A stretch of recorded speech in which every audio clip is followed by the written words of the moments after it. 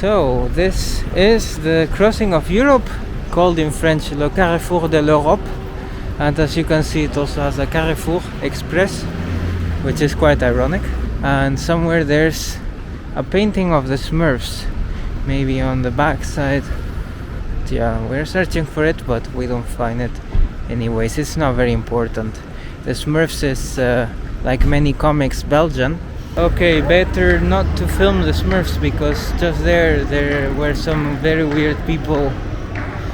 Yeah, one homeless person and then two people clapping and with very weird music. So this is the Basilica of the Saints of something I don't remember, and I do not have mobile data here somehow. So I do not have internet to check. But yeah, it looks like the type of style, Gothic style, is a bit similar, the facade, to the Notre Dame of Paris. Yeah, Brussels is impressing us with friendliness. They wanted us to pay €1 for a city map. And many things to do, many activities, green spots. Very creative with, yeah, like over there was a roundabout with art made out of an old container, with many different museums about, not just about art, but about the National Bank, about Manneke Pis. Comics, yeah. Comics. So the normal rate for people older than 26 and younger than 64 years old pay €12, yeah.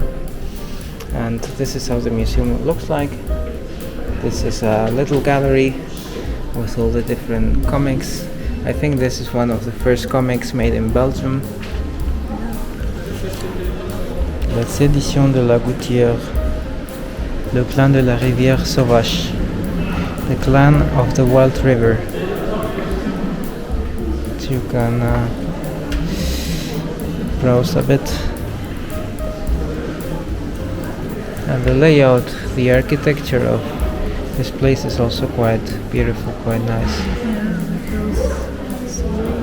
Yeah.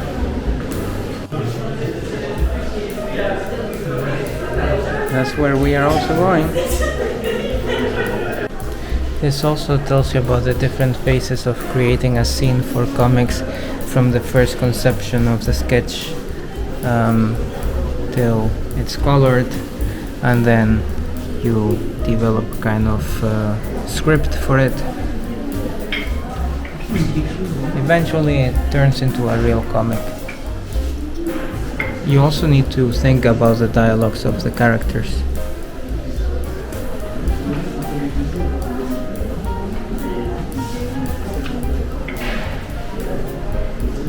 This, for example, was taken from this comic, a Japanese comic called Koryu Dedo. Well, I guess this is the French version. So here you can also see a transition of how the first comics were here with the example of Lucky Luke, how it changed through the years.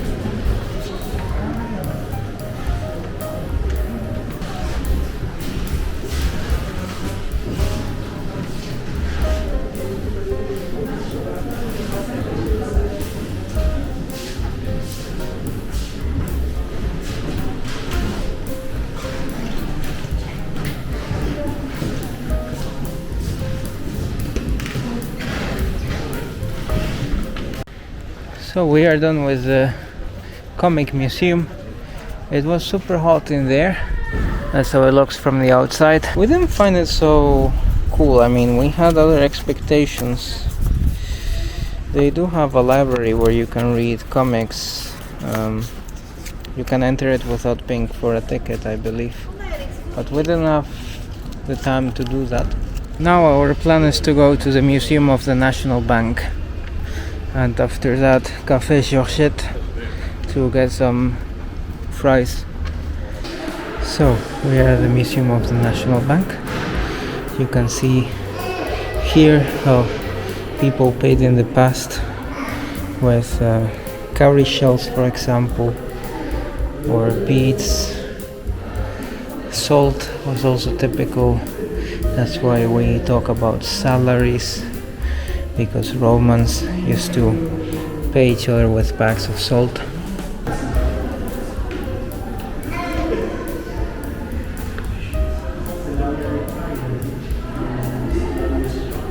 You can see all of the different coins here, how they progressed over the centuries. Also with gold, for example, these cross and florins, the coins of Brabant and Flanders, which were minted with the respective shields. This is a Chinese banknote that was collected by Marco Polo in his travels. Also very interesting. Yes, very interesting. Yeah. Never waste a good crisis.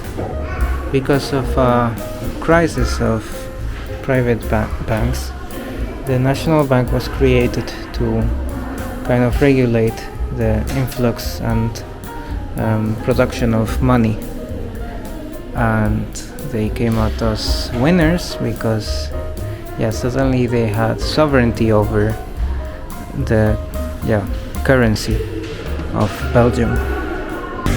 So we are also done with the Museum of the National Bank of Belgium. It was interesting, although didn't go very deep into detail, and it was not really interactive.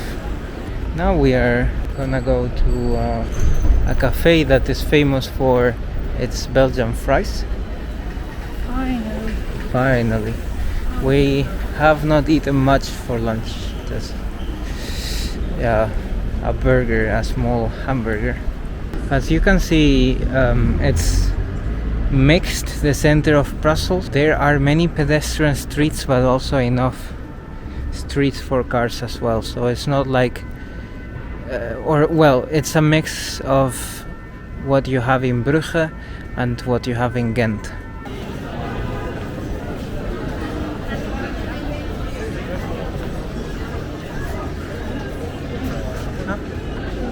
So this is how it looks here.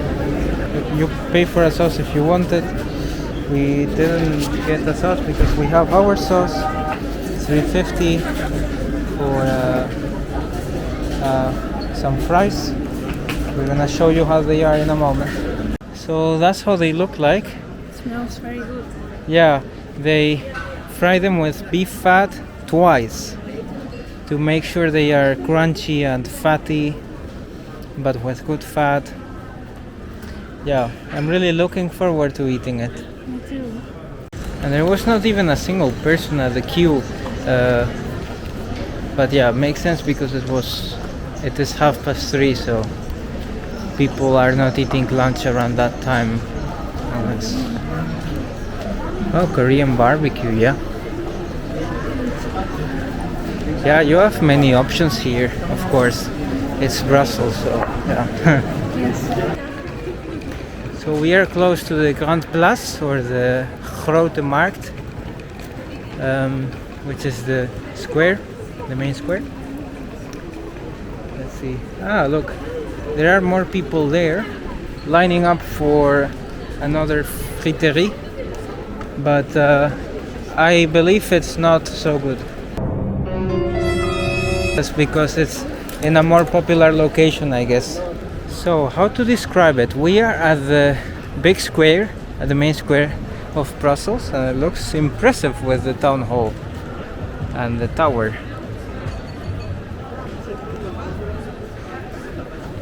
Yeah, I just have no words right now. It's pretty nice. All the cafes here giving a cool atmosphere. Buildings in the Neoclassical style.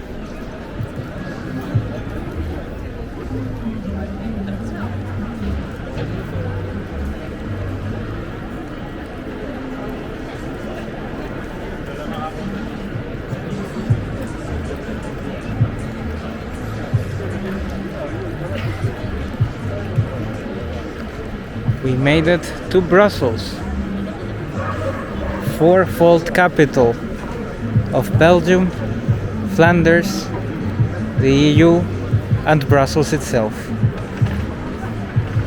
So we are just gonna enjoy the fries with our homemade sauce here at the Grande Place. So it's a great scenery to take some Belgian fries. It's like the heart of Belgium where we are right now. True. Luxurious. Very luxurious.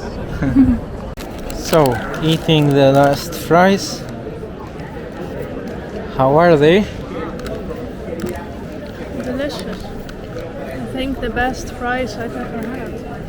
Yay! They are soft and crunchy. The salt is very natural as well. And because of the beef fat, it has a lot of flavor. This is how they look. Every fry tastes different. They all taste like potatoes, but you can taste if the potato that was cut was a bit more ripe, a bit less. It's impressive. Very natural. So we are at the house of the king. Here, just next to the Grande Place.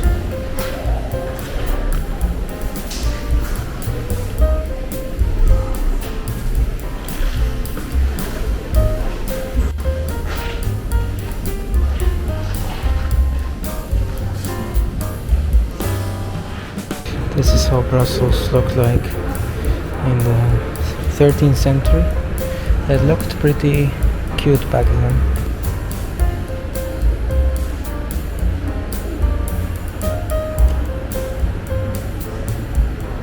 Yeah, this is an exposition about, Manekepis, the famous statue from Brussels, and some, kind of comical scenes that were used throughout history where the statue was represented. We found here the original statue of the Manekepis. The one at the fountain is a replica. This was the one. It's in the Baroque style. It was commissioned to an artist because there was another fountain with the same statue that was being renovated, and then they decided to build it somewhere else while they were renovating the one at the Rue de l'Étuffe, and then it became very famous somehow.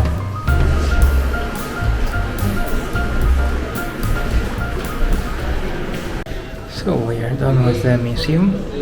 Now we're gonna go outside, and I think we go to the area of the Manekepis and the Jacques Brel Foundation, which is Stalingrad, so several thousand kilometers away.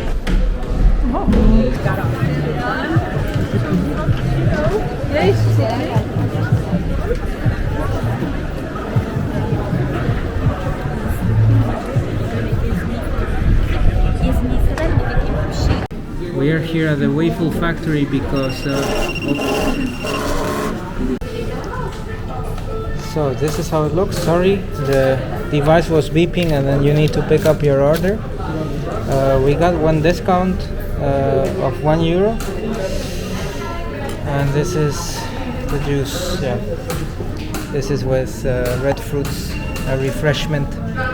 This is with Belgian chocolate, dark chocolate.